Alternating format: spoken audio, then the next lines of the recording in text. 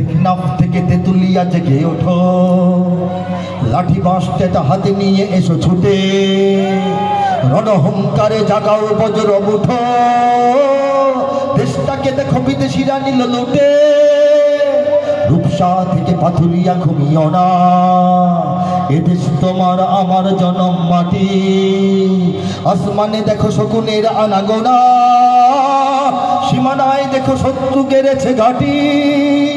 জাগো জাগো বাঁচাও বাংলাদেশ, তোমার আমার প্রাণের বাংলাদেশ। জাগো জাগো বাঁচাও বাংলাদেশ, তোমার আমার প্রাণের বাংলাদেশ। বাংলাদেশকে বাঁচানোর আহ্বান জানানো হয়েছিল।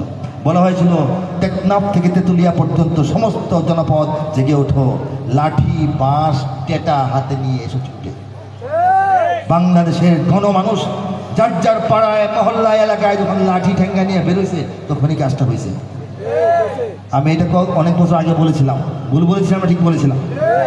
এরপর শেষ দিকে এসে আমি আরেকটা সঙ্গীত গিয়েছিলাম একেবারে আগে আগে কিছুদিন আগেই, এবং সেই সঙ্গীতে আমরা একসঙ্গে আমার সেই সঙ্গীতটি কলরবের বন্ধুদেরকে নিয়ে গিয়েছিলাম।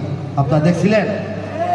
হ্যাঁ, মনে আছে? এটা মনে আছে তো? তাহলে কি বোঝা গেল? ইসলামী সঙ্গীত শিল্পী যারা আমরা, কবি সাহিত্যিক ইসলামী সঙ্গীত শিল্পী, আমরা মোটামুটি একটা বিপ্লবের পূর্বাভাস আমরা দিয়ে আসছিলাম আগে থেকে। কথা ঠিক কিনা? গিয়েছিলাম বিজয়ের 50 পেরুলেও মুক্তি মেলেনি আজও। আমাদের স্বাধীনতার 50 বছর হয়ে গেছে, কিন্তু জনগণ এখনো মুক্ত হয় নাই, ঠিক না? বিজয়ের 50 পেরুলেও মুক্তি মেলেনি আজও, বিজয়ের 50 পেরুলেও মুক্তি মেলেনি আজও।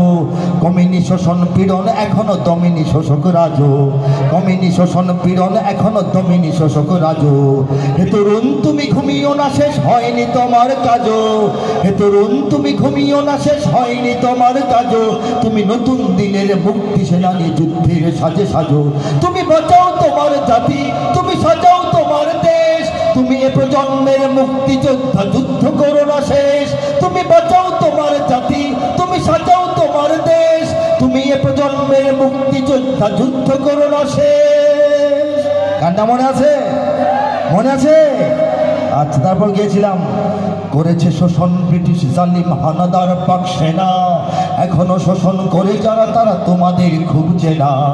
জিজ্ঞেস করো এই দেশটা কি তাদের টাকায় কেনা, জিজ্ঞেস করো এই দেশটা কি তাদের টাকায় কেনা, জিজ্ঞেস করো এই দেশটা কি তাদের টাকায় কেনা।